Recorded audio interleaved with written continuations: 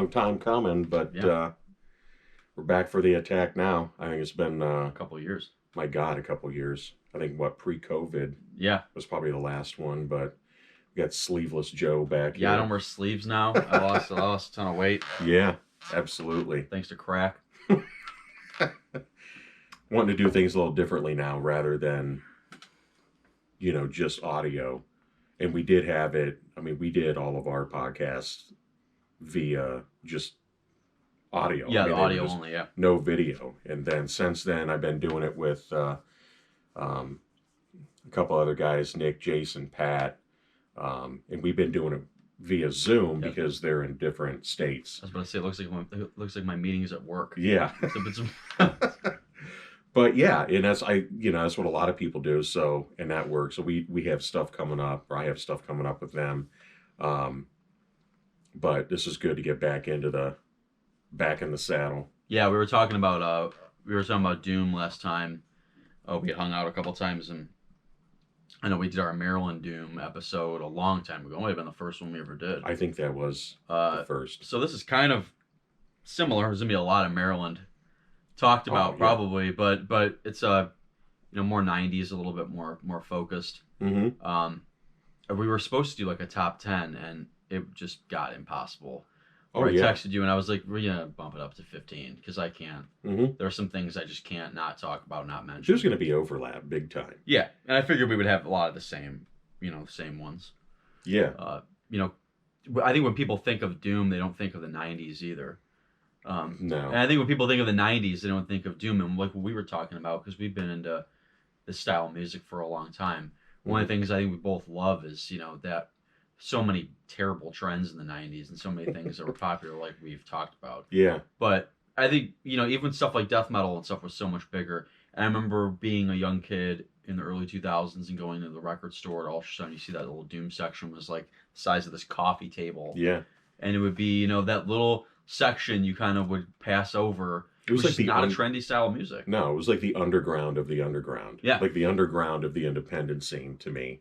Because death metal was huge at that point and, in metal. But yeah, you didn't really hear a lot about, it was like later that I started getting into, was really the Obsessed was like the first band. And then that just kind of opened everything, looking at all these different offshoot bands and bands that sound like them. Then you discover all the different labels like Rise Above and especially Hellhound, which I think is probably going to be a hell of a lot of albums. It's going to be a lot of hell. I mean, this could easily be pretty much a Hellhound podcast. Yeah. But I think for me too is like, getting into death metal and then, crust and hardcore and stuff and getting more into sludge. And then when you get into sludge, it's like, well, then you get into Vitus and you get into like the old, I was always, I always wanted to find the bands that influenced, that's how I got into Pentagram and, St. Vitus and all those older bands. I would have never tried. I remember when I was younger and into Grief, who will be talked about later on and mentioned, is, seeing them, rocking the old, the old Obsessed shirts and, just kind of checking it out. And that's where I kind of went back to that little section of the record store. Mm-hmm. COC on the Blind album, with the Trouble shirt, just the big, and that intrigued me instantly when I bought that. And it's just shit like that. It's kind of like looking back in the liner notes and being like, oh, who do they think? And then starting to write down all those bands. I did it with like Biohazard. Yeah. You look back and it was like, oh, and it was all kinds of different shit. Like, who the fuck is Monkey Pup and Typo and you write all that stuff down. But with, Doom and Stoner, I think that they were so closely related in a lot of ways that there were so many bands that just instantly, I'm looking back at those albums and just the shirts the dudes were wearing or who they toured with or whatever. Oh, yeah. I remember my uncle Brad, like when I was, entering into college and I was getting, picking up V, St. Vitus and, that stuff, ending high school and into college stuff. And I would play that. He was never obviously into like, the death metal, the grind stuff. Like, I remember playing that like on a Thanksgiving, like hanging out, whatever. And he was like really into it. He was like, this is more like, Sabbath and kind of getting more into it. And it's like, I don't think I would have appreciated that when I was a teenager. Mm-hmm. I think I would have maybe listened to a band like Revelation and been like, this is kind of, Like, Yeah. I wouldn't. You get older and you're like, man, this is really heavy and cool. Yeah. And I think I think when you're younger, the energy is more geared towards like extreme stuff. You want to hear the fastest, the craziest. Then you go back and it's like, nah, I'd rather just have good songs and good tunes. And Trouble has Yeah. good tunes. They don't need to be a Yeah. 1,000 miles an hour or even like Yeah. 100%. But I mean, I think it's just going right into it. I'm just gonna get my first one. Speaking of Hellhound, I mean, I picked, and this is I never did like a particular order. Um, I chose Salvation's Answer by Revelation. Classic. Hellhound 91. I mean, just they have the 4 demos before they did that record. It formed like 87. Mm-hmm. And I think it's just an awesome record. I think you have Josh Hart, who was an Earth Ride and Unorthodox, who will definitely get mentioned. But it just has that traditional Doom feel. A lot of those Sabbathy kind of riffs, but it's... Yeah, that's the thing. It's not... A lot of the stuff, like that album, I have that, and it's... I think an underrated Doom album. Yeah. Totally underrated. The sticker said Doom on it. I remember like... Yeah, it's like there was no... You like knew what you were buying. The sticker just said Doom in all caps. 100%. Yeah. And it was totally... It wasn't like... It wasn't over the top, but it was just it was good, and I think the vocals had that little bit more traditional, clean.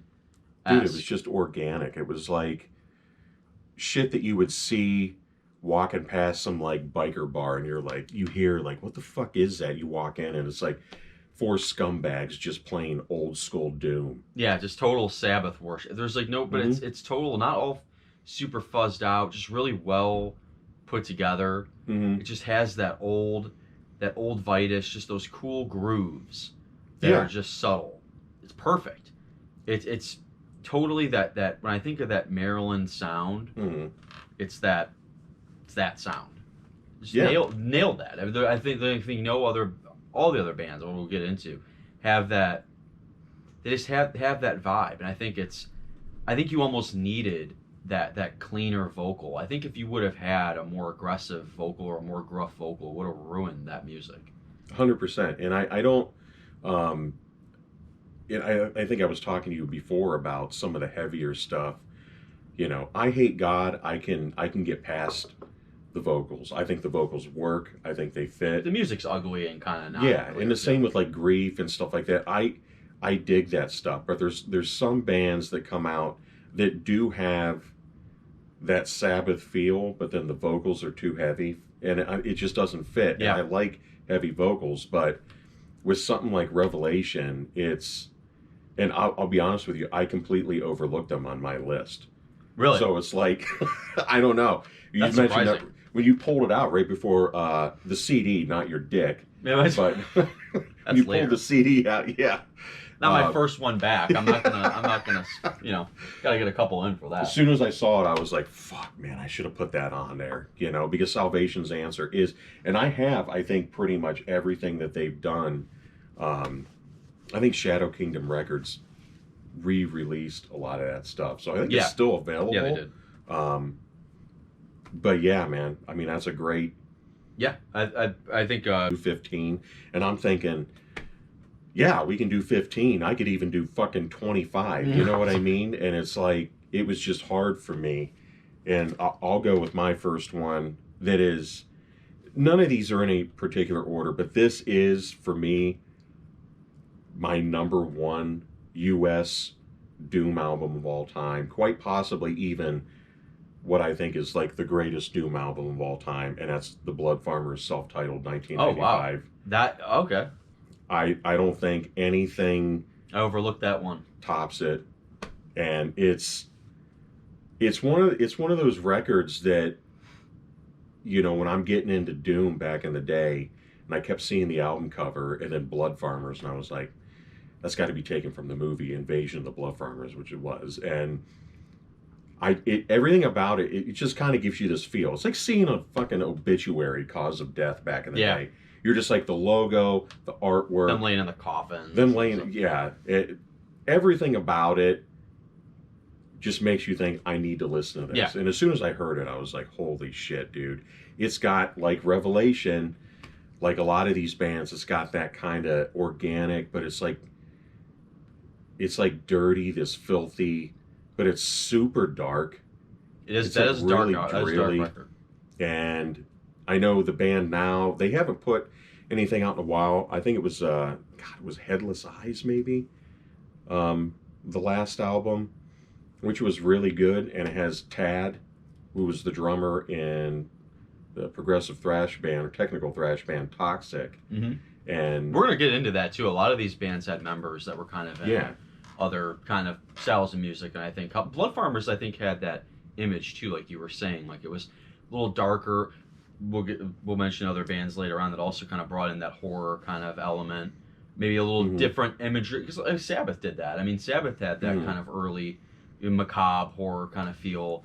Yeah, dude, it was like really, I don't know, man. The music to me is just everything that you think that Doom should be. Yeah. And I think when we get into like some of the European Doom, there's a little more of like an epic, you definitely traditional kind of metal feel to it. I have a couple on my list where I mentioned that too, and the lyrical content's a little bit more gothic and maybe a little bit more serious. Yeah, which I'm fine with, but especially one I'll mention that is completely like that.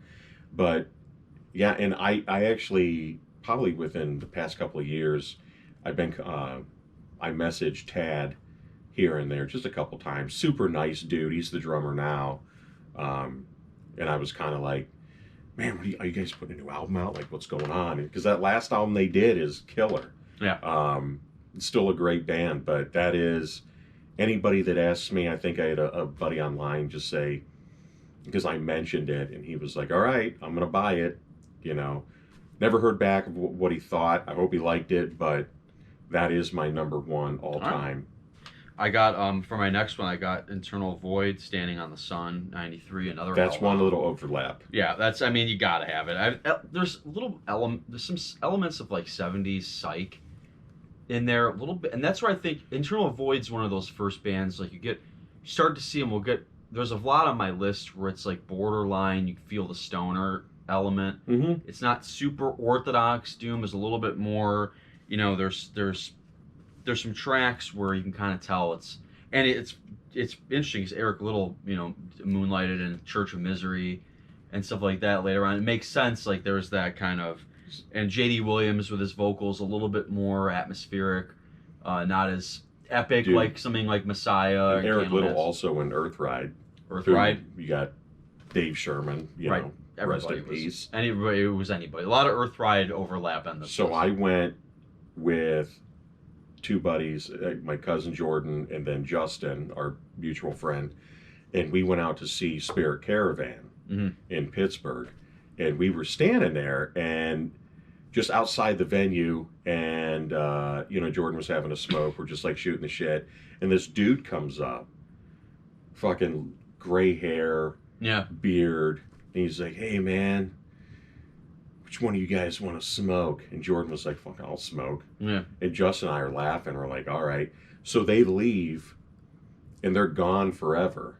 And they come back, and they were absolutely just fucking mangled when they came back. Like this dude, like they're, and, we kind of introduced, ourselves and stuff like that. And he was like, "Yeah, I'm in a band too." And I was like, "Oh yeah?"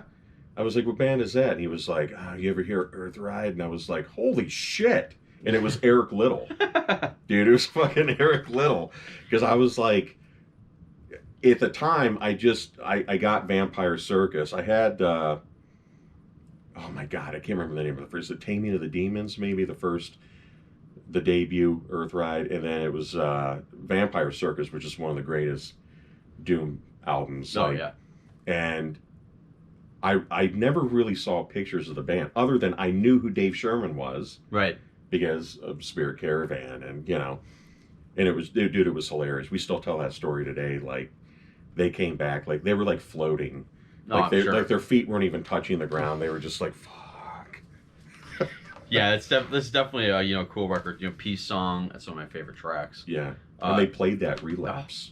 Yeah, they did a lot a lot of these Maryland bands did that Relapse Nuclear Fest Unorthodox played. Yeah, in that park. I actually looked that park up, and it's like I guess it's shut down now. Yeah, it's probably like Silver. I think it was like Maryland. Something like that. It's like southeast of DC is where it was. But it's weird because like Anal Cunt played The that infamous fit. Anal Cunt set. Yeah.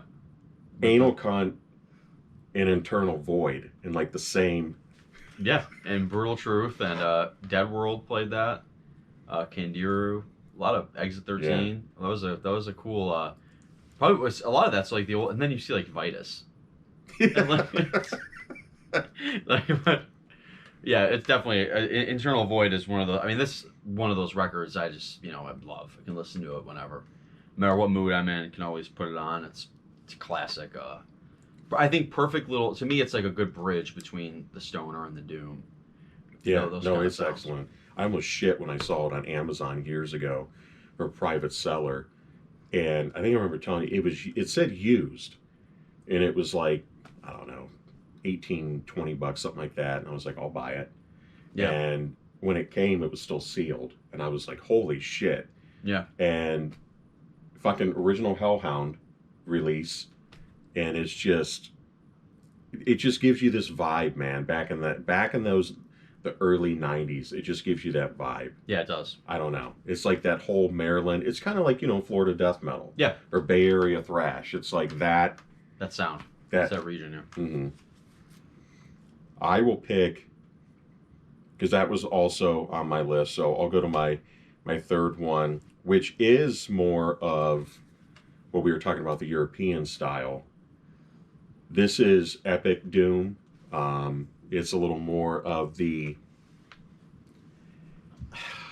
It's almost like medieval Doom from UK, Solstice, not the Awesome. Death Thrash.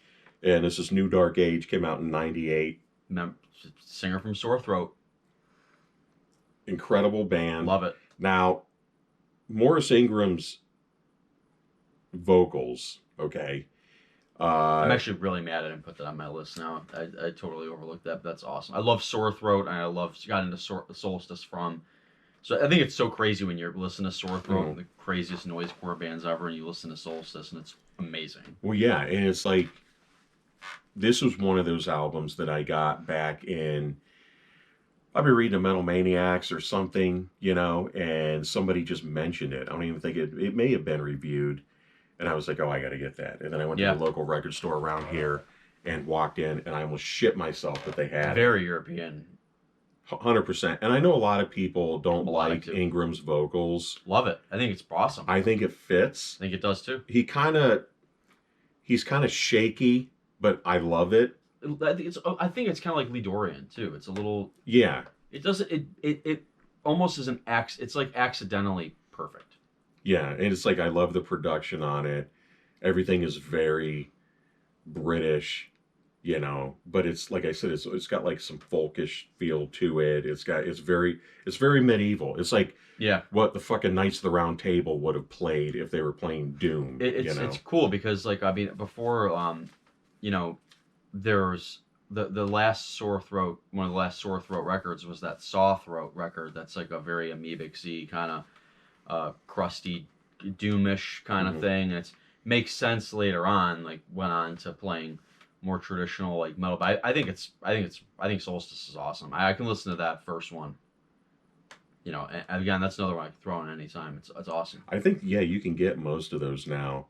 Lamentations came out, I think, before this, which is also another classic. The New Dark Age and even the newer stuff. I think they have a female vocalist now. I haven't heard anything. I don't think they've released anything with her yet. But the recent albums have been, I think, Death's Crown is Victory, and then White Horse Hill might be the other one. I have them, but they're incredible too. Yeah, this one is just we're going straight '90s. It's got to be this. This has to be in your collection. Like if you like Doom, if you like folk type stuff, if you like traditional metal, if you like fucking power metal type stuff, this fits in there with it. So yeah, my next one is I don't know if you have this. but it's this is one of my favorite albums of the '90s. Period. Um, Ethereal Mirror by Cathedral. The second Cathedral record, I think, is the perfect. In '93, right when Columbia and Earache were doing the little experimentation. Mm-hmm. Obviously, a lot of people may say, well, Forest of Equilibrium is a more true, but the reason why I pick Ethereal Mirror is I think, again, it's I think it's one of the most influential records of the '90s. I think it's a bit more. I think they really came into their own. Yeah. On this one, This is another overlap. I think the first one was maybe them trying to reinvent the wheel with the Vitus and the early Sabbath. But I think when I think of Cathedral, I think of them blending that groove, some stonery elements, some psych elements, '70s. It's unique. You have songs like Jaded Entity that are really slow and more doom. Then you have like Midnight Mountain. Yeah. And it's like it's so nothing sounds. I think it's the record that really starts Cathedral's path. Yeah. And through the '90s where they really melded that new wave of a doom stoner kind of hybrid. And it's like Forest of Equilibrium to me is like here, and then as soon as the Ethereal Mirror came out, it was like that was like Forest is different, and an Ethereal, like you said, they came in like instantly. It was like, okay, this is pure doom, and I thought Forest rules. I love that it. album. I think it's awesome. But Ethereal was like something that just took them on. I think if they continued with Forest, they may not have become, as known as they are in metal. Because it's kind of like there were a bunch of bands that were like that. Yeah. And I think that they took that sound and just, it did get kind of corny here and there, but I still love like later albums. It's experimental. I think, and yeah, I think it's one of those bands like that. Nothing really. It's a bold record. Like the vocals are unique, and you either love it or it's for a dude that was in Napalm Death. Yeah, you either really you listen to it and you either fall in love with it or you're like, I never want to go. I hear one complaint. The main complaint is I love the music. I hate Lee's vocals. I love his vocals. And it's like they work on that album. There's albums that I'm kind of like, okay, they get corny. But End Time for me is the great. It would have been on my list. That's where they kind of went back to the Forest kind of stuff. Yeah, because it's like so. I think that was. Billy Anderson produced that. I like Supernatural Birth Machine. I like all that. Dude, I love those albums. Carnival Bazaar. Carnival Bazaar almost made it, but I was like, you know what? I can't pick that over. You know why I put it? It was on my list only because I think Iommi's on it. Yeah, I'm like guests on, but I was like, that's kind of fucking cheesy. I got to go with Ethereal because to me that is. When people ask about Cathedral, I never tell them Forest. I don't either. I always say because it's if you tell them Forest, and then they go listen to like Carnival Bazaar, they're gonna be like, "What is this?" Yeah, that's completely different. But yeah, no, dude, I completely agree. That's another overlap that we have. So, like I said, there's gonna be a lot. Yeah, there's probably gonna be a lot more. Yeah. This is one that, this is another band that. Is massive for me, like just influential and completely changed everything. And I could have put the album on there that changed everything for me, which is The Church Within, but I went with a self-titled The Obsessed. I have Church Within. So The Church Within is amazing. I remember back in the day I was I remember Blockbuster Music. Mm-hmm. We went in there and the one in Canton, and I remember I grabbed a bunch of CDs, and it was like Morbid Angel Covenant. I had Wolverine Blues, because I thought Columbia Records. Yeah. This looks kind of crazy, and also The Obsessed. Yeah. And so it was like I was listening to all this heavier shit, and I threw on The Church Within, and I thought, holy shit, like this is.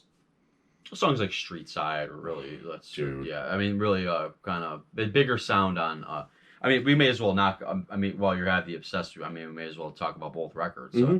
But yeah, I think that on the Church Within, I think Matthias Schreinberger the engineer. I mean, he did Goat Snake. He did, Lunar Womb for them. He did that Morgion Solinari record, which is awesome. Yeah. And you realize, like, that's, as I was going through some of these records, like, some of the producers and engineers, like, are behind so many awesome albums. And that obsessed, Mm-hmm. I think the Obsessed with, by the time they got to Church Within, it's a bigger sound, but it's not a commercial sound. Mm-hmm.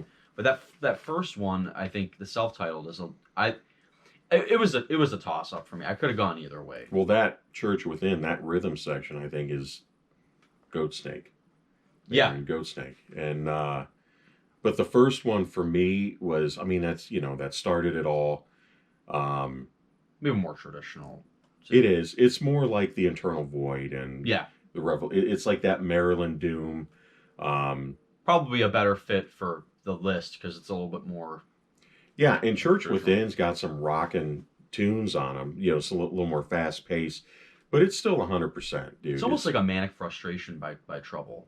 It is, and it deviates from the plot a little bit, but it's not totally. River of Soul, which is the closing track on the self-titled, that's my absolute favorite Obsessed song. And when I saw them, I've seen them a couple times, and he played River of Soul, and it's like, oh my god, I fucking love that tune. But they're one of the bands on here, kind of like Cathedral.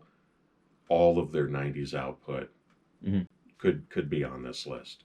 I think it's just Lunar Womb between the self-titled and Church Within. Yeah, that Obsessed album is absolutely fucking amazing as well. A lot of these albums too are really only on. There's really only a few record labels that really cover a lot of these records. I mean, Rise Above Records was. I mean, Lee Dorian was crucial to. He really was, at the forefront of this whole scene, like kind of keeping it, going. Because, like we said, I mean, this was not like a trendy style of music. Like I think, so I think major labels like mentioned Columbia trying to get into Hellhound with like Obsessed and with Earache with Cathedral. I think the bands just didn't hit the mark in a mainstream way. I'm surprised the Obsessed didn't. Cathedral I can kind of see not being, they're a little. I can't just see them being. Well, especially like Obsessed a lot of that these, wrote good songs. I could see Street Side being on the radio. Especially a lot of these bands, because back in the day when I started getting into the Seattle stuff, I thought, like when I listened to Bad Motorfinger, I don't really hear a lot of difference between some of the doomy shit that's on there. Yeah. And I'm thinking, man, if this has got that big, if only some of these people would listen to stuff like The Obsessed and stuff, I'm The Obsessed is one of those bands I'm kind of surprised didn't get a little bigger. Because I mean, it's not super heavy. It's just good hard rock, really. I think especially Church Within is borderline just a hard rock record. Dude, it's honestly, you can maybe argue it's not even really doomy at all. I mean, you could see if it was like a bunch of fucking Hell's Angels bikers, and it's like, what kind of music would they play? We'll go throw on Church Within. Right. It's just such a good album. No, but that's... Whereas the next one on my list, I have a Rise Above, Penance, Road Less Traveled. That's, to me, one of the most underrated doom bands of the 90s. Penance is awesome. Lee Smith's vocals kind of sound like Tom Araya. Another vocalist that's kind of weird. I put Parallel Corners as like an honorable mention. But yeah, that's another band. The reason why I chose Road Less Travel is I think it's a little more traditional, doom-esque. But I think, it has ex-members of Dream Death, Brian Lawrence and Richard Freend, who are... Dude. And I love Dream Death. So, and I was going to maybe put them on, I mean, if they didn't have an album in the 90s. But I mean, if we're talking about like, I didn't put bands like them on because I think Doom Death is its own thing. Dude, Dream Death is like, if we were doing just a straight like Doom, not 90s. Yeah. Dream Death, that would have been on there. Yeah, I think it's into Mystery. Yeah, I think it goes back to that. There are people in these other kind of bands that bring in. Penance is still heavy. It almost has that kind of extreme metal vibe to it, but it's just not as abrasive. They kind of just went a little bit more traditional sound. I think it's a cool record. There's not really a whole lot to say about it. It's just, I think it's one of those it's just an underrated Doom record that No, you should check out. that's the exact word. It's just another. It's like Revelation. Anytime you hear people talk about Doom or U.S. Doom, I rarely hear Revelation or Penance get mentioned, and it's Yeah. like, oh man, you gotta. They're both great albums with some great stuff in their catalog, and Las no, Cruces is another one of my honorable mentions I had. dude, Ringmaster, Ringmaster is a great album. I mean, it's underrated. You never hear it get mentioned. their newest album made my 20 best of 2022 list. They're still putting out good material. It's just good, straightforward, like U.S. I think Dude, they just barely didn't make the cut because I think other records are better. But dude, fucking Ringmaster is. I think it was on. Maybe it came out on Brain Ticket, which is I'm pretty sure it's John Perez from Solitude Eternus, his label. I think that's where I first heard it. another one of my favorite Doom bands too. That's my next. Oh yeah, I they got skipped for me, so I'm happy you put them on there. No, it's like, but yeah, dude, Las Cruces is amazing. I know their drummer, one of the recent drummers, he passed away from the COVID. Yeah. Yeah, a couple years ago, which was crazy. But that last album they put out is phenomenal. Um, but getting right into Solitude Eternus, dude. Amazing band. Beyond the Crimson Horizon. Awesome. Again, another band that for me you could choose their 90s output. Yeah. I'm down with all of it. But Robert Lowe's vocals. A great vocal. Texas band, right? If I'm not mistaken. Yeah, and Robert Lowe's vocals are just awesome vocalist. Incredible. Good singer. He's up to me, he's up there with Messiah as far as good singers. Oh yeah. He's a good singer. Like a lot of these guys are kind of rough around the edges. Yeah, like I think like Lee Smith, a little rough around the edges. Lee Dorian, a little rough around the edge. Like he's a good singer. He's just like you said, like Messiah. His vocals are just absolutely soaring. Yeah. And if you watch live stuff back in the day, especially from the song, my top song, Seeds of the Desolate, go to 5-minute, 45-second mark, just about around there. And it busts into this riff, dude, and this like this doom, like powerful double bass break. Dude, it's just absolutely amazing. I thought they were a European band for years now, John. Because I think because of the melody, a little more epic feel to it. A little bit like Count Raven, that we'll get into in a little bit, but that a little bit more like it didn't have that U.S. stonery vibe to it. No, it was more epic, like power. It had that like 80s traditional, almost like power metal feel. Guitar solos were insane. Yeah. Clear, really clear production. Really, everything sounded really crisp. And a buddy of mine, Arnie's the one that turned me on to them years ago. But you couldn't get their album. All I could get was, I think, is it Through the Darkest Hour, Downfall.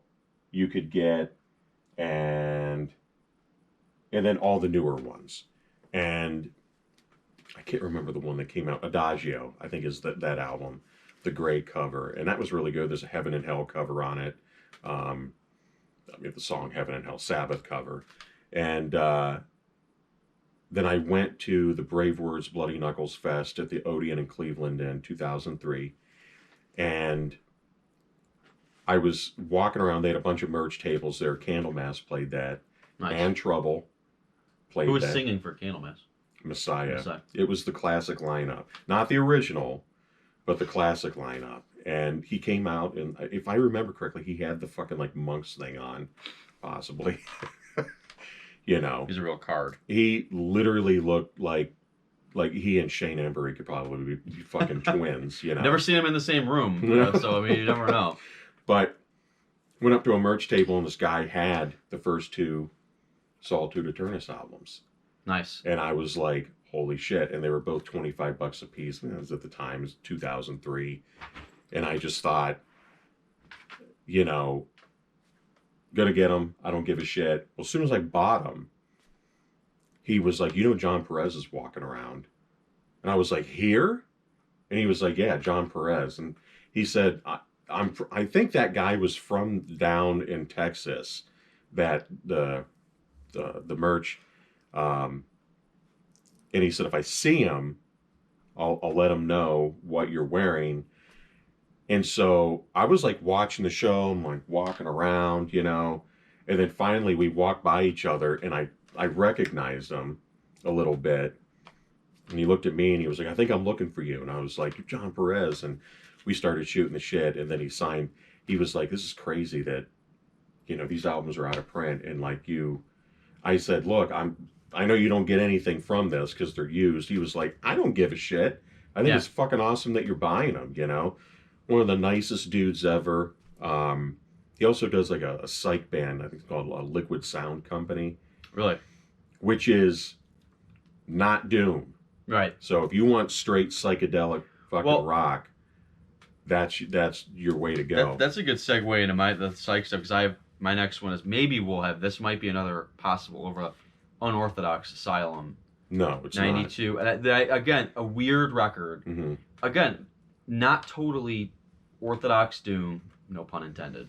Yeah. But it's like there's... Would you say it's unorthodox? But the reason why I think it's a good 90s record is, again, it's a good segue. I think when I think of doom in the 90s, I think of bands kind of incorporating a lot of different elements. 70s rock, psych. I think, that unique, Dale Flood. Love those vocals. Awesome. It's a good sing. It's another good, almost rock parts that are just It's almost cool. like garagey. It is. Again. Jeff Parsons from Wretched, who played in In Destroy. Since we're thinking of bands from like thrash and stuff like that, underrated, cool, a crossover thrash band in Destroy is awesome. And Ron Callman from Iron Man, Eternal Void, stuff like that. So there's like overlap with bands. Unorthodox was nobody sounded like that. Another band I think that maybe could have. It's a little hard to swallow at first, but it's some stuff is so catchy. Feel Like You, such an awesome track. It's really bands like Unorthodox. A lot of the stuff that came out, some of the stuff on Hellhound that maybe isn't even like really doom. I know Lost Breed, I have a couple of their albums. It's a cool band, yeah. It's like, to me, they were... Unorthodox is doom, 100%, Maryland doom, but they had like that garage feel to them. It was just... There's some like 70s, like deep purplish type parts where it's like, you could tell there's incorporating other stuff into the sound that I think in the 90s got injected. And you needed a little bit more of that. It couldn't just be slow brooding riffs all the time. Yeah. The style wouldn't have developed. Yeah. I think they're one of those bands, a little unsung. I got into Unorthodox a lot later. It was, speaking of that Nuclear Fest, Exit 13, Bill Yerkowitz always promoted a lot of these Maryland doom bands a lot and stuff like that. And it was big. A lot of the old Relapse guys are really into, that sound, probably because it was like, kind of in their backyard. Vitus was on SST. Right. So yeah, it's just kind of introduced me to that. But I think that Unorthodox record, Asylum's an awesome record. I think it's a mandatory listen for anybody who's into 90s music. Yeah, absolutely. And that, I'll go actually right into, because I just mentioned Vitus. I'm going 1995. It's an overlap. My favorite Vitus album ever, Die Healing. Mine as well. Absolutely. It's the best St. Vitus record. Produced by Harris Johns. That's right. I was going to get that. Did Dawn of Possession by Immolation as well. I know we have a lot of death metal fans in the NAR group who worship that Immolation record, which is Cleveland is. I think it's on City Hall. I think the picture of Dawn of Possession is, but it's. They play it before every Indians game. Should play it before Browns games. The creator Sodom, he did all that Coroner, a lot of that European thrash. Yeah, a lot of that. So I think that Die Healing is the one mind. Is every second of that record is just perfect. Scott Reagers. I mean, that was their last album. It's their last album before they broke up. Before they kind of came back and did, and Reagers was with them. Yeah. I saw Vitus twice recently, within the past 10 years. Once with the Wino, the other time I was thinking, man, it'd be so cool to see Reagers. And then the second time they came out, I was like, holy shit. People are baffled by that. I love Wino, love all of Wino's bands. My favorite Vitus record is their last one before they split the first time, and it's not a wino, right? I think Yeah. Die Healing is so everything about it, the artwork, the graveyard, and it's so the first note of that album is just so it's total doom record. Mm-hmm. Production's great. Perfect. The fucking artwork, everything about it is like it is so.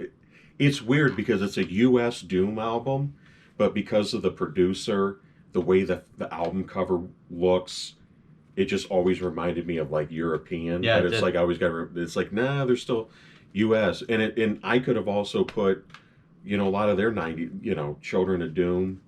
That honestly maybe my second favorite St. With Vitus record. Lord Critus, who was gonna go over to the another album and a band that we mentioned that he sings on.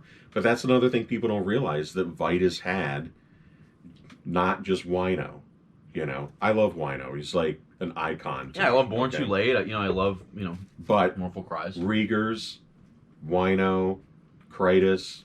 You can't. I mean, that trifecta of vocalists were just fucking awesome. And Children of Doom's great too, produced by Don fucking Docker. Yeah, it is produced by Don Docker. Yeah, that I think Total Access Studios, Redondo Beach. It is a bit different sounding. I think it's. If dude, watch this video on YouTube. I'll have to send it to you. Where Dawkins is talking about Saint Vitus, and it's like I think he's saying they should play a little faster. Yeah, it was like an LA metal thing, and this was kind of like just like an extra clip, an extra scene, and he was like. The guy's like, "Oh, talk about when you produce Saint Vitus," and I think he went to high school with him, if I remember correctly from the video, and he was talking about Mondo or Armando, who passed away, the original drummer, but he was like, "Yeah, they would just come in," and he was like, they were just so fucking high all the time, and they would just play like. Dun dun dun dun dun dun dun dun, and he was like, "All right, guys, this is really good, but let's try and speed it up, like dun dun dun dun dun dun, And they would go, "Oh, okay, we got it," and then they would go dun dun dun dun, and that's a great album. It's got a fucking iconic album cover with the skull. But no, Die Healing. Title track's great. Yeah. 100%, dude. I love that album. Speaking of Europe, I may as well jump into my next with totally European. Sweden, High Infinity, 93, Count Raven.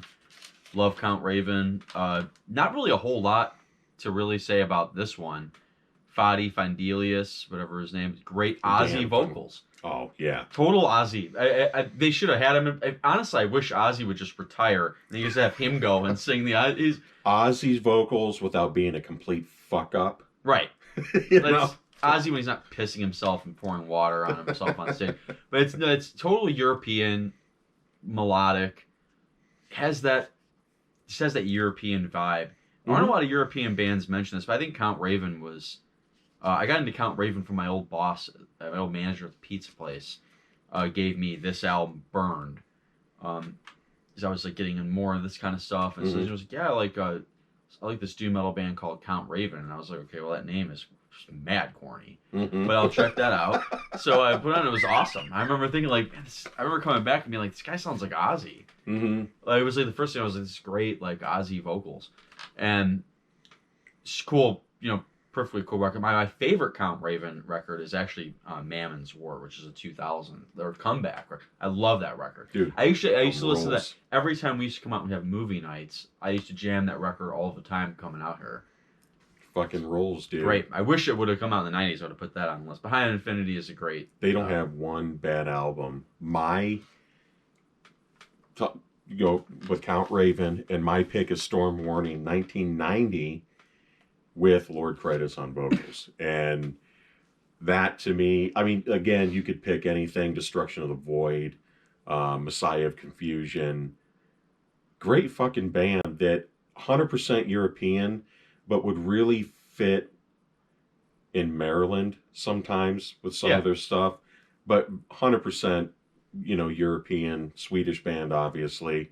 Still going at it. I'm trying to think of the fucking last album. I bought it.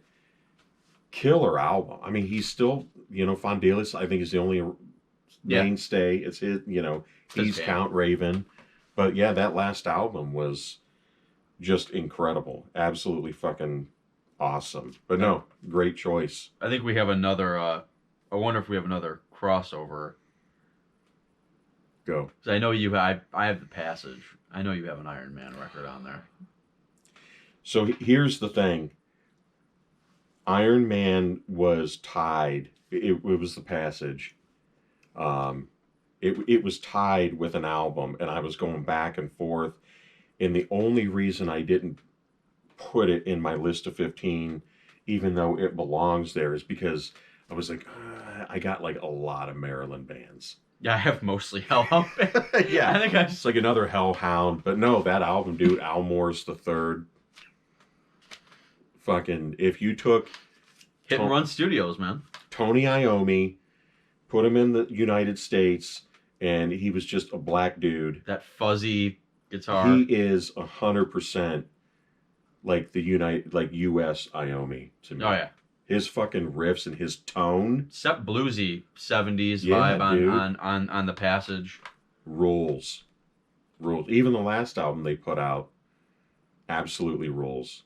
Like it's could have been Black Knight too. It could have picked that one, but The Passage I think is a little bit more guitar up front driven. I remember the South of the Earth. That album, incredible, absolutely incredible. Then he passed away several years ago. I know, diabetes related. It was like shocking to me. I just woke up one day and it was like, hey, he's dead, and I was like, oh my god, are you serious? Yeah, it was like when Dave Sherman went. I just thought, holy shit. Yeah. Because it's not like it would have sucked if it was somebody in Iron Man, but he is Iron Man. Yeah, right. You can't like replace him. It's like, to me, Sherman is Earthride. Iommi is Black Sabbath. Mm-hmm. It may as well just be the Tony Iommi band. Yeah. With, insert whatever vocalists you want. Yeah. All great, but what did you choose besides? I went, instead of The Passage, I actually went with Primer 55. No, I went with Static X, Wisconsin Death Trip. No, I'm just kidding. Anathema, The Silent Enigma, 1995. I was gonna Pentecost but it's an EP. Okay. I was gonna make Anathema's great. So, to me, it's still now that borders on the reason why I didn't pick that kind of borders on more of the death metal. The reason doom death thing for me anyway. To me, The Silent Enigma was their transition away, kind of like what Forest of Equilibrium compared to the Ethereal Mirror, where they diverged. Yeah. The Silent Enigma was different than Serenades and Crestfallen, that it wasn't so much death metal. Even by Serenades, they were kind of getting away from. But yeah, to me, The Silent Enigma, Eternity, they went down this road. I could have put all their 90s output, even my favorite album by them, which is Judgment, but it's not a doom album. It's, clean vocals. They turned into complete garbage. Oh, they turned into Air Supply. So, dude, that's what I tell people. If you want fucking Air Supply, right? That's it. The second that guy started looking like Art Garfunkel, I stopped with that. I omitted all the Peaceville 3. I love My Dying Bride, love Catatonia, love Anathema. I didn't put any of it on there because I think if we ever do a Doom Death episode, all of those bands will get mentioned. That's why they deserve their own category. I was just like, oh my god, I know Bergeron loves that kind of stuff. Obviously, he's in the Gnarcast he played and in Doom Death bands back in the day and stuff. Loves that style. Have you ever checked out his old Doom Death band? No, what's it called? It was Tommy re-put it out. The name is skipping me. Oh, he's gonna get mad at me now. I know you're talking about. Yeah. Like okay. Yeah, it's good though. I'll have to look it up. I remember seeing the ads. Yeah. But yeah, I love that style. I think it deserves its own category. It does. To me, The Silent Enigma started to kind of. Delusion is the name of that band, by the way. I'm sorry, Brian. But it's like some of the vocals again weren't 100% death, and it just kind of it wasn't as heavy. It moved into a little bit of a different direction, and I loved Eternity, and then Alternative 4 came out, and I thought that was fucking incredible, but it was even more different, all clean vocals. And then Judgment came out, and that to me was like if Pink Floyd was like gothic. Yeah. And that, but then that's it. And then after that, it was like a Fine Day to Exit, and they turned into like, okay, I don't drive a fucking Volvo, and I don't fucking have wicker furniture, so I don't need to listen to this shit. Okay? What's the one that with like the guy? It looks like an astronaut helmet on it. That's Alternative 4. Okay. That one's actually, I love that album. I remember that being like the last one before we got Art Garfunkel and the Air Supply thing. I remember being like, this band just absolutely. Dude, so many people love them. So many metalheads. Oh, you got to listen to all their other albums. I'm like, yeah, I don't give a shit, dude. Yeah, like, it's just not.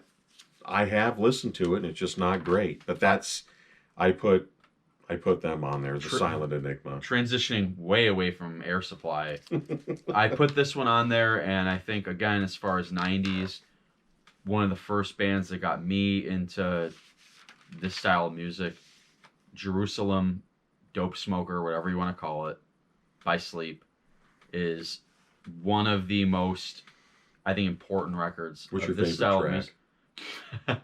I will say this. The story behind this record's awesome. You know, the London records, saga, where they had this, they wrote it in pieces, like 6 parts, and London Records doesn't want to put it out, and it gets shelved for a while, and all the hoopla behind it. The recording session, the reel-to-reel tapes only having 22 minutes on them a piece, and them having to recreate it. I mean, Dope Smoker's an experience. Saw it live. A handful of edibles. Don't remember that show at all. People always ask me this day, what was it like seeing them play Dope Smoker? It's like, beats me. I was there physically, but 4 versions of it by 2009. It was one of those records, like, when I was younger, like, there were different versions of it, and you didn't know, like, which one had what, and everyone was arguing over which was the real version, and it's that fuzzy, fuzzed out, stonery. It's an experience. I think it really took, again, this style of music into another dimension. Where it's a different layer of heaviness. They're as important as Cathedral, St. Vitus. Yeah. I mean, Sleep's Holy Mountain. Now, the reason I picked Jerusalem over Holy Mountain, I think Holy Mountain was a cool, psyche, stonery, good. It's 100% Sabbath. It's 100%, but I think when I think of the story behind Dope Smoker and that whole really pushing the boundaries of the sound, I think it's a more important release than Holy Mountain. I think Holy Mountain kind of gets overshadowed by the Dope Smoker. I think people think of nowadays, I think, as this style of music got derivative like other things have, the whole weed culture thing getting a little annoying. But back in the 90s, I think it was so cool. There weren't a lot of bands doing that. No, and that's one song that's does 54 not minutes. Bother me. Yeah, that kind of shit. Like the song titles of a lot of these bands, the band names, it never bothered me until now when it's like fucking Wizard Weed Mammoth Bong. Yeah, it gets corny. And it's like, dude, this is, I can tell what your band sounds like. Yeah. Just by looking at the fucking album cover and your shitty name that literally means nothing. Yeah. And that's the thing, is it's become so terrible.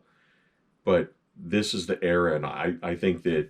I love Volume 1 by Sleep, too, which is, again, more traditional. A little bit more on the grief side of, like, sludginess. There used to be an Asbestos Death, obviously, before Sleep. And I think Dope Smoker was just it's their swan song.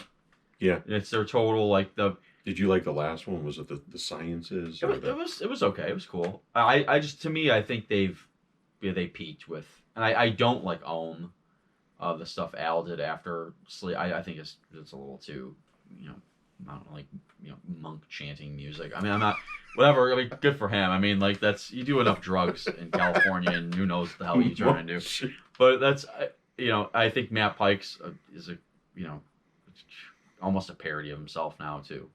But yeah, no, I think he's I love Matt Pike. I love High on Well, High on Fire. Fire. They almost made the cut too for But Art of Self Defense, but I'm just, I don't know, man. He's kind of become almost like a Zach Wilde character. Like you said, he's kind of like a parody of himself.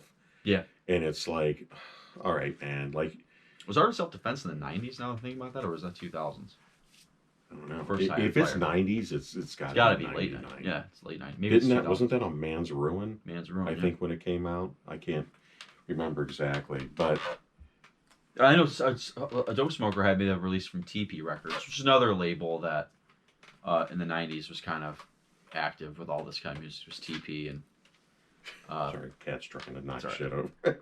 but yeah, I think Jerusalem is awesome. So that's I'm gonna go with another band that I know you have to have on yours. That absolutely changed, I think, the landscape 100%. I know where you're going. I know you don't like them now so much. Now I really know where you're going. Yeah. That's Electric Wizard, dude. Yep. 1997, Come My Fanatics. Essential.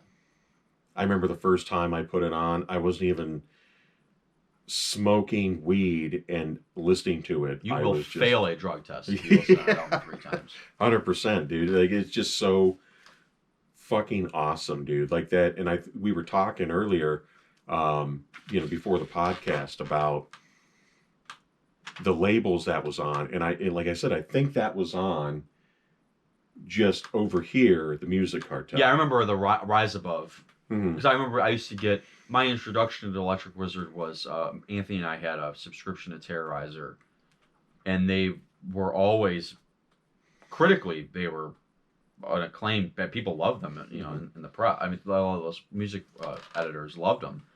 And their first one did not do it. The first time I heard this record, the Fuzzed Out again, taking that. They were, the I Grief Eternal. They were an old death metal kind of band, and taking, I think, that elements of sludge and death metal. I know Just's a big I Hate God fan, and taking the extremity and the attitude of that, and blending it with traditional doom, they created a whole different sound, and where it's heavy, it's very oppressive sounding, but it's still more rooted in traditional doom metal and Sabbath than an I Hate God. Yeah. Or so it has that oppressive, really aggressive, confrontational attitude where it sounds like a bunch of burnouts in a crap house. Like it just seeps with filth. It's a filthy sounding. The album covers amazing. That's because I read a review of it, or I saw an ad for it, and I love the name of the band. The album cover just looked fucking creepy. The Crowley kind of yeah horror movie. I love the horror movie aesthetic. And I remember putting it in and turning it on. In the beginning, it's like dun, dun, dun, dun, dun, dun. And I had it turned all the way up in my car. That my bass was a little high, and as soon as it was like, oh yeah, and, like literally fucking head exploded. Tim Bagshaw's bass tone on that album will just crush your nutsack in half. Dude, it is. So there's nothing that it's so heavy. Come My Fanatics. I love the first one. Come My Fanatics, Dope Throne. Even the split with Orange Goblin or the Chrononaut, Super Coven. My favorite stuff they ever did. I love Dope Throne, but Come My Fanatics and the next thing they did, the Super Coven EP. My favorite Electric Wizard track of all time is Burnout. It's like a day and a half long, and you just kind of to me, I mean, Electric Wizard will always be, Mark Raining and Tim Bagshaw and Just will always be the 3-piece. They had the coolest, like I was saying, accidentally the coolest image of any band. They looked like 3 drugged out criminals. Yeah, that just happened to be, and now they look like the cast of the Munsters, and it's just not the same vibe for me. I think they were so. I always associate Electric Wizard with this time in doom metal because they were so not trendy, the music was so not trendy.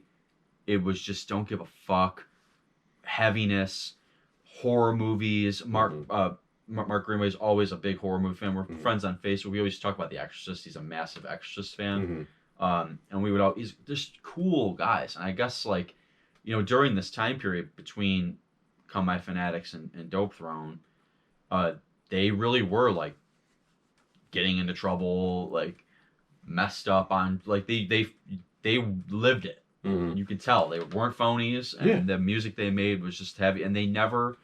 I'm happy for. I mean, I think they have a lot of. Obviously, they're a lot bigger now. They have a lot of fans. The I've people seen like them the records, play. but I've seen live shows. I've never seen them live, but I've seen shows, online, and they still sound great. I Alicia know that Morgan's still in the band from 13, I or don't. the girl from 13, not Alicia Morgan, the blonde Liz Liz Buckingham. Buckingham. Yeah, she's still in the band. Yeah, she's married to him, so I think 13, a great sludge band from the 90s. I mean, not she was also in. Oh my God, Acid Sour King Bane or Sour Bane. Okay. for a little bit.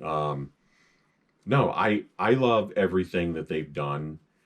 I do get what you're saying that as soon as because we were talking earlier about how Let Us Pray is like it for you, and then everything after that kind of changed, and that's kind of where you got off. Yeah. But I love Witch Cult Today. I love Black Masses. The last one was a Wizard Bloody Wizard. Yeah. What the fuck it was with the chick's stomach on the front. I like the nod to Poison idea with the, with the blood on the stomach. But I think it's still. I think I agree with Lee Dorian when he talks about Come My Fanatics, where he's like, it just changed everything. Well, it did. It's like, dude, I remember that album is like the Master of Puppets. You know what I Yeah. mean? It's like Volume 4 or Master of Reality. It's that important. And back then, you could walk into a fucking record store and if they had a stoner or doom section, you could just close your eyes and just pick up randomly like 5 or 10 albums, and every one of them would be amazing. I remember when Electric Wizard came to Peabody's and played with Orange Goblin, and there were, if I'm lying, I'm dying, 15 people there on Dope from before they broke up, and you could see why they broke up because they were like fighting on the whole tour and screaming at each other and throwing stuff. It was like they were a tumultuous, fucked up band, Mm-hmm. and I think that's why the Just I think got a real band together that was, full of people that could hold it together personally and musically. I think, but the sound that original 3-piece made, especially on, because I think the first one is it's one of those records doesn't really represent what they were trying to do. No, again, it's like a band. Cool record. I mean, it is what it is. But... Come My Fanatics is like the Ethereal Mirror. Yeah. That was the album that really started their trajectory, as far as I'm concerned. And it's huge. It's massive. It's like anybody that talks about that scene or Doom or anything like that in that area, you can't talk about it without mentioning Come My Fanatics. As far as I'm concerned. I got my next one is another European. Speaking of Messiah, Memento Mori, Rhymes of Lunacy, Black Mark '93. There you go. I think it's Snowy Shaw on drums on this record. Good. They were in Hexenhaus thrash band. Yeah, That's Mike basically the same, Mike yeah. Weed, who I think who's now he's in King Diamond and Merciful Fate. The second Memento Phenomenal Mori's guitar. okay. That's about it though. They really aren't that great. But this Rhymes of Lunacy, this first one, musically it's awesome. It's just like Candlemass a little musically. Yeah, I like all three of them. All three albums. This one is phenomenal. But yeah, it's like choosing a Candlemass album because it is. I mean, it pretty much sounds like Candlemass to me in a lot of ways. No, that's surprising that you have them on there because that's another band I kind of overlooked. 100% European. Yeah, I thought I had a lot of U.S. bands, so I was like, oh, I got to get another More like European. Solitude Eternus with that European sound, but Solitude obviously being A little bit more going Texas. on than they did than was going on with Candlemass. Could be because of Hexenhaus with the technical thrash. Yeah, it's a little bit busier musically, but it's and Messiah a little angrier with the delivery. Mm-hmm. He obviously had a little stuff he got off of his man boobs. But he was yeah, it's good. So I picked not really much else to say. And my last one is going to be a European one too, but I'll Yeah. let you go next. Well, go ahead. Just go through your Honestly, last one. but I guess my last one that I had, Paul Chain, Alcahest 95. Um, you can't talk about Doom without talking about Paul Chain. Lee Dorian's fingerprints are all over this record. Mm. He's on a few tracks. He helped produce it in Italy, mix it. Uh, it's just awesome. I mean, Paul Chain needs no introduction. Musically, unbelievable. And weird. Some of his shit's so weird, but it's so doomy. Yeah. It just, like, you sit there and listen to it, and it makes you feel like you have, like, fucking red velvet wallpaper and you're, like, carrying a fucking candelabra around or something. It's just so... I chose it because it's more of an experience. I put it on. Yeah. I always listen to it all the way through. Vocals are awesome, but, I mean, lyrically, he's not... there's a bit lost in translation. He can be a little Dorian-like. Yeah, a little. It gets a little weird. Kind of, but I think they're endearing. I mean, Death SS was like that anyway too, where they were a little weird. Yeah. So like, it's to say the least. So like, I think it's just cool. Another gothic kind of, almost horror-esque atmosphere. Mm-hmm. A lot of the European bands had that more kind of epic, fantastical kind of imagery. Mm-hmm. Not so, drugged out. Unless you're Electric Wizard, I think. But like, yeah, it's cool. That was my last. The only other honorable mentions I had that I didn't go over, I think, Paradise Lost, Gothic, and Grief. Come to Grief. I think, again, Paradise Lost, a little death doomy. Grief to me it was between Grief and Sleep, and I couldn't in good conscience pick Grief over Sleep. So I got. How did I look over so many? I think we just started talking. I got Pentagram, Be Forewarned. I had that too. I totally skipped that. 94. It's got that classic 80s lineup for Pentagram. Just an amazing album, honestly. I think after this, that was pretty much it for that lineup. Oh, Victor Griffin was gone. I love Be Forewarned. It's probably my second favorite Pentagram. It's great. Everybody talks about, self-titled, or they talk about Relentless, and Be Forewarned is... Joe Hasselvander from Mountain and Raven. And The Boys. And The Boys, a classic... That guy was in 8 million different bands. I love Be Forewarned. Live Free and Burn. Wolf's Blood. Man. It's just an awesome... It's amazing that lineup got together to even do a record. It's a miracle Bobby Liebling could get off the couch in 1994 to even do it. They sound great. It's just a cool... It's something about it has... I think the drum sounds awesome. The production sounds perfect. Peaceville record. Again, it almost has what you were saying about the Vitus Die Healing. It's American sound. It could easily fit with that Maryland stuff, but it has that European touch. Yeah. On it. Probably because somehow. of Peaceville. I don't know. It just... Bobby Liebling is... he's obviously had his issues. You can have a fucking 4-hour podcast about how fucked up that dude is. Right. Have a conversation with him. Shocking that he's still around. Yeah. I know. I saw him with my buddy Jason downtown Akron years ago, and some shithole bar. We were like, Pentagram's coming there? And we showed up, and again, it's like your Electric Wizard, like probably 15 people there. And Liebling came out. Victor Griffin was on guitar. Liebling came out like he was playing Madison Square Garden. He had like this fucking 70s fluffy like pirate shirt on, and he was like acting weird and yeah, doing his whole bit, and it was just amazing. He didn't care that there were only a couple people there. He still played. It was awesome. I think Be Forewarned is again in '94. Pentagram should have been dead in the water.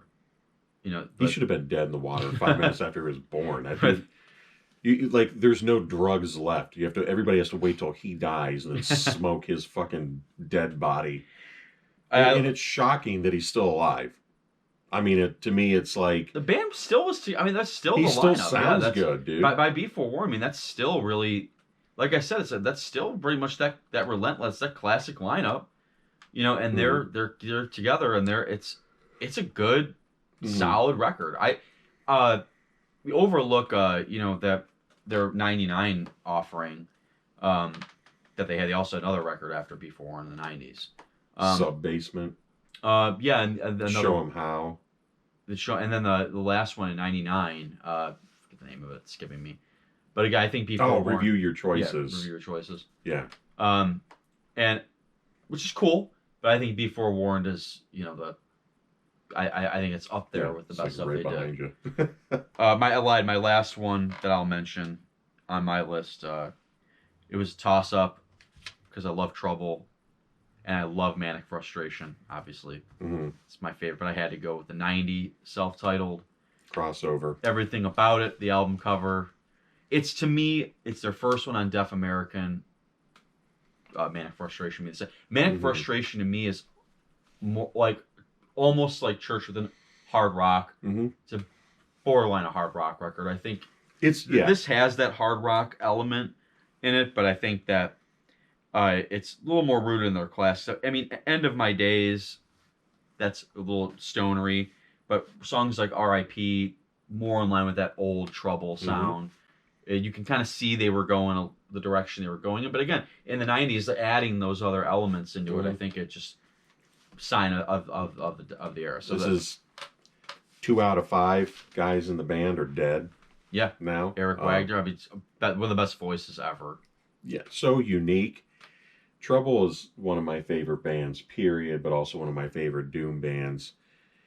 But as much as Trouble, the sound, the riffs of Franklin and Wartell, um, it's Eric Wagner's vocals. Yeah, And I get it, Kyle Thomas is cool in X Order, great vocalist, okay. He's not, it just doesn't have that feel to me anymore. And I think that if you want that feel, you could go to the Skull that Eric Wagner did. which was awesome. I think it was. I love the stuff they did. Awesome stuff, and just a couple From amazing Myself to albums. Part is one of my favorite songs he's ever done. Oh, dude, His vocal, to me, him and Wino are the best vocalists yeah, in this absolutely. list, period. I actually saw the Skull up at the Grog Shop. That was unbelievable. But the 1991, this now you can get it, but it was like out of print for years. Um, they should. That's another band that they should have been catapulted. I think Manic Frustration too. I mean, I love the early stuff. Love Psalm 9. Obviously, love, you know, Run to the Run Light. Light. But I think Manic Frustration to me is like one of my favorite '90s records. Period. I didn't put it on this list because it's a little different. But I think that record, like the Obsessed Church, should have. I could see them being. Tragedy Man should be on the radio. I don't know why that's not a radio single. It's a catchy song, hard And rock that's kind song. of because when Plastic Green Head came out, that was a little heavier, and it to me it like went a little more back to the 1990s self-titled. So Manic Frustration was just like a weird album that in that it was more hard rock, more straightforward. I love it. I think it's awesome. You can get that now too. I'm pretty sure. I think My favorite artwork of all time. Oh, dude, it It's rules. awesome. Such a. I mean, it's got more of that hippie feel to it. Yeah. Than the 1991. The 1990, that self-titled though is so fucking heavy, and I saw them. Manic Frustration is totally loose. Yeah. Maybe more of a loose vibe. Yeah, was it "Excuse Me" the one song or Mr. White. yeah, Yeah, that's. I mean, just good stuff. It's a fun album. But yeah, I put the 1991, and I know a lot of people be like, that's like more stonerish, or it's more. That's it's the not point, though. really I feel like a doom. lot of these bands were introducing other elements into the genre. Yeah, That's what I think. To sum up, I think that's a common denominator among all of these bands. There's adding elements into the pot to make it kind of. Well, I'll go through my last few because I had 16 because I had 2 that were tied. I'll take one off though and put it as a honorable mention. One of them, actually, Paradise Lost, could have gone with Lost Paradise. You could have gone with Gothic. Um, I was having a hard time to choose between Shades of God, Icon, or Draconian Times. To me, Draconian Times, I put it on my list, 1995. That I remember reading in Rip magazine. It was either Rip or Metal Maniacs talking about how this should have been the album that catapulted them. That they should have been playing arenas, but I think it was just the wrong time. Yeah, Because 95 is a really bad time for. Yeah, for that type of music. I think it's a fucking perfect album. It is a good record. I love Nick Holmes' vocals on it. I think the guitar work is great. I just think it's amazing. That definitely fits on the list more than I think Lost Paradise or. That's more like Doom Death, Gothic, yeah. you know. And even Gothic's still a little. It's pretty heavy. Shades of God is great. I could have gone with Icon as well, that I think is a phenomenal album. But to me, it's kind of like, what is, like when I think of Paradise Lost, I instantly think of Draconian Times. Ghost Snake, Volume 1. You mentioned there, great stuff. You know, we mentioned Goat Snake earlier. My last one, it was hard for me to choose between two albums that probably were the most important to some of the most important to me back in the day, back in the 90s, and that was Typo Negative. So was I going to choose Bloody Kisses or October Rust? I omitted them because I knew you would put them on there. So I went Bloody Kisses because that's the first one I ever got. I think it's a better choice. October Rust, I think, is phenomenal. A little bit more on the industrial side. It's got more. It's more gothic. Crazy because I never knew this. They said that Johnny Kelly, he's credited on the album, but it said that I think Josh Silver programmed the drums on the whole album. Now I'm gonna have to go back and listen to it because I'm like, there's no fucking way. Yeah. But I don't know, and I need to look more into that. But that's what I read. But Bloody Kisses was, you had Sal Abuscato, who was on Life of Agony's River Run Red. The Bloody Kisses, I think, needs no intro. I mean, it's definitely, I think, again, another band that took the doom elements and incorporated it with industrial, with other kind of weird stuff, shit, gothic music, songs like "Kill All the White People," yeah, you know, stuff like that. But just Black Number One and Christian Woman, that put them on the map. I mean, that was a popular album. October Rust actually charted higher. I think October Rust was like 42. The Cinnamon Girl cover on that was on, October Rust. But they did Summer Breeze on Bloody Kisses, so a Seals and Crofts cover. But just fucking awesome, dude. Like, again, there's another band that you cannot have. Dead Again is always my favorite one that they did. That's the last one, and that's another great album. But you can't have Typo Negative without Peter Steele. Yeah. Ever. I mean, he was that. I don't band. think they would even try to do that. That's a really stupid move. 100%. Like that is, you could never do another Typo Negative album. His vocals, he was such a character and such an icon, and I don't know, maybe because they were so popular, and I think a lot of people didn't really. I totally ignored it when I was younger. I it's just a lot of people didn't really see it as being doom that much. I didn't. Now I think that's why when I was older, I liked it because I realized there was so many elements of their music I do like. Well, man, I mean, it's like the songwriting ability of those dudes is just crazy. To craft so many like just catchy fucking choruses and I don't know. I mean, it's the bass tone was different. When you have a fucking cock that big, people definitely overlook your lyrics. Yeah. That a lot of other people. I remember I had the Typo DVD, and when I watched it, I swear to God, like the whole fucking thing was basically Peter Steele spreading his asshole, shitting out a fucking bus window, like it.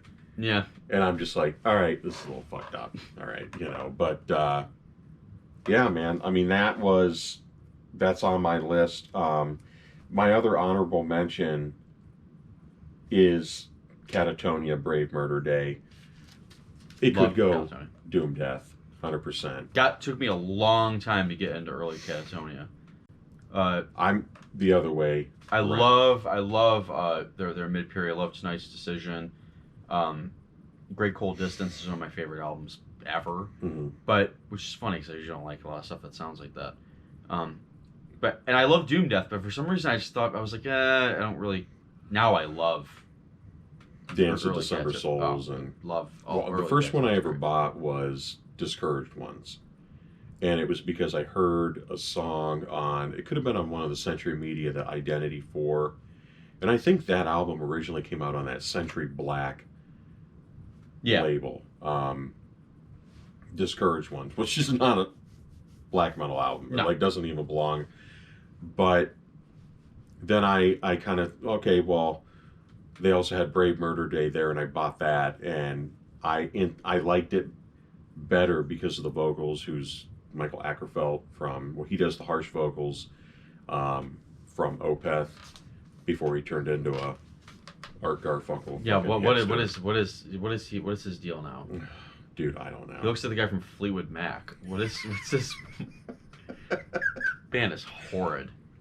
I love Opeth up until a certain point, and then as soon as they try to turn into like fucking Jethro Tull, I'm so proud to say that I like Gorbion Necropsy way more than I like Opeth. I don't care how I will go to the biggest Opeth fan and tell you there aren't enough words in the dictionary to describe how much more I like Gut than I like Opeth. Saw him live several times back in the day, and absolutely like one of the most perfect bands I've ever seen.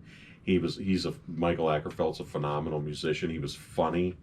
His like banter in between songs was fucking phenomenal. I loved it. He just, I knew as soon as he started talking more about like 70s Prague, and Steven Wilson from Porcupine Tree was involved, who I love. Porcupine Tree, fucking love him. But I didn't want Opeth to be fucked with, and it just... I think if you put your ear to the window, you can hear Biello coming when you talk about Porcupine Tree and Opeth. He's probably beside himself, probably passed out by now. Doubled over, drowned in semen. Yeah, seriously. Catatonia, Opeth, Porcupine Tree. Yeah. But no, dude. Madonna, I'll just throw another one out there. Fucking horrible. But yeah, the Brave Murder Day. I'd much rather listen to Belle Biv DeVoe than Opeth. I don't know. You kind of got me there. Yeah, that's... Love me some Belle Biv DeVoe. But I don't know. Discouraged Ones, not a Doom album at all. I don't think. They have elements of... again, I think that's... What I think of the 90s, too. I think those bands are getting away from the death metal. Yeah. And... Doom. I don't know. When I think Doom, I think he has to have like... I think the tempos are Doom. Yeah, and I think you have to have a base of Sabbath. It has to be dark. It has to be... And to me, there's a difference... has to be there, yeah. Yeah, and there's a difference between Doom and shit that's like depressive. And yeah, that to me was like what later Catatonia from Discouraged Ones on. Brave Murder Day is just fucking phenomenal though to me. Dance of December Souls was great. But that's why I didn't really keep it on my list, because it could have absolutely been its own thing. Like, you want to talk about Doom Death, then you're going to talk about like, Morgion, fucking My Dying Bride. Yeah, that's what I was gonna say. Winter. I love Morgion a lot. I love Thurgothan, but I think that's more Doom Death. We could do a different episode on that. I think Morgion especially is like, it's just, that's more like, it's just dark, depressive, heavy music. Is it Doom-esque? Sure, but to call it totally a Doom sometimes record, it's like it's even like, if it's possible, like doomier, or like, I know, like you call him Thurgathon or whatever. That's more like funeral doom almost. Skepticism, disembowelment, stuff like that. That that's something I never really delved into that much. I have a couple things here and there. But then you can go off the rails with like disembowelment Yeah, and it's more of just them. its own thing. That's a Doom Death offshoot. Hmm. So to call those like, I think that again that's its own category. Those bands deserve their own nods, their own Hmm. spotlight, different from Revelation or Hmm. Internal Void. You know, Yeah. I think you can like Internal Void and not necessarily be into a disembowelment record. And you can Yeah. also probably be into disembowelment and be a death metal fan and not give a shit about doom metal. Yeah. I think that's what I know a lot of people that are like that. They couldn't care Hmm. less about doom or stoner music, but they love Well, yeah. skepticism and Is I would say although disembowelment is like slower and heavier and doomier than something like Internal Void, it's far more extreme. yeah, definitely that's extreme metal. You know. That's rooted in something that's way heavier than Sabbath. But no, I'm glad we got through our 15 with some honorable mentions. I knew it wasn't going to go that long just simply because there's so much overlap, so much Yeah, crossover between the two lists. we should probably post a list of or like some kind of playlist or something for people to check out. Yeah. Uh, Definitely. Yeah, we should do it on Spotify so the artists get like Yeah, like like fucking 8 cents or eight something. eight cents for every 1,000 listens, Right. so that Joss Osborne can Yeah, buy his wife a. Lee Dorian will send me a death threat. Jeez. Oh, really? Well, there's a whole Electric Wizard fucking hates Lee Dorian. They hate Rise Above and There's always some kind. It's almost like all the bands with the relapse hate. I think it's I think a lot of these bands in the '90s signed maybe. I again looking back at Electric Wizard, I don't think those three guys were reading those contracts too carefully. hmm He probably rolled blunts with that contract, so I can't imagine they really had lawyers or mm, the frame of mind they were in when they got into that was probably not the clearest. yeah, especially Electric Wizard. I mean, you're young, grimy as fuck. You just look greasy. Right. You don't look like you really know a lot about the music business. You're Probably just in weren't a a pre-law band. student at Oxford, so it's you know who knows? There's always two sides to every. A lot of bands have been on Rise Above. I haven't really ever heard much negative stuff about. That was just the main one. I know that when Wizard started doing other stuff, it was just kind of like, fuck that label. We're glad to be off. And it's like, okay, well, I mean, we're waiting for a new album, so Right. like, I don't know, dude. Dust off your bell bottoms Yeah, and take the fucking blunt out of your fucking mouth right. and like start writing, or put it back in and start writing good riffs. Cool cheetah fur coat that you have. That's great. But yeah, this was fun. It was good. Awesome. No, I mean, it's good to have you back, and we'll be doing this. The one we have that I have coming up with Nick, Jason, and Pat. It's actually redemption albums. So not necessarily comeback albums. It's a band that you just think fucking went off the map. They just started doing shit that you didn't like, and then they release an album. Creatures of the Night better get mentioned on that list. That's a redemption album. But I have three. I'm gonna save them. We choose three because there's four of us. Because if we chose a top 10, it would be like a fucking 2.5 week episode. You have to camp out here. Yeah, seriously, I'd have to wear diapers and fucking. But that'll be coming up soon. I know we're talking about trying to get everybody, but again, I'm here. Got one guy in L.A., one guy in Portland, one guy in South Carolina. So it's like trying to get everybody on the same page. But we got to figure out the next one that we're going to do. We'll talk. Yeah, definitely. And do this again. So, all right. Good to have you back. Thanks, everybody.